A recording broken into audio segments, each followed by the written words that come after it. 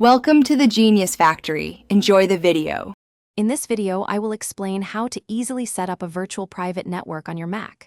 First, understand that a VPN encrypts your internet traffic, creating a secure, private path for your data. This shields your online activities from prying eyes, including your internet service provider.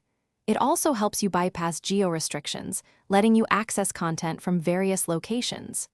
Furthermore, a VPN is crucial for securing your data when using public Wi-Fi, protecting your sensitive information from potential threats. Before setting up, you need to select a reliable VPN provider. Look for one with robust security features like AES 256-bit encryption and a clear no-logging policy to protect your privacy. Many providers offer dedicated Mac applications, which simplify the setup process to just a few clicks. If you prefer, manual configuration is also an option. Always have your server address, account name, and password from your chosen provider readily available for either method. To manually configure your VPN, begin by opening your Mac system settings and clicking on Network. Next, click the plus sign at the bottom left to add a new service, then select VPN from the interface drop-down menu. Choose a VPN type, like ICAV2 for strong security and speed, and give your connection a descriptive name.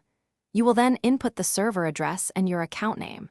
Finally, enter your authentication details, such as a password or shared secret, and click Create to save. Once configured, connect to your VPN directly from the menu bar at the top of your screen. To confirm it's working, visit a website that displays your public IP address. It should now show the location of your VPN server, not your actual one. For enhanced security, ensure your VPN's kill switch is active. This feature automatically disconnects your internet if the VPN connection fails, preventing any data leaks. Always use robust protocols like OpenVPN or ICAV2 for the best protection.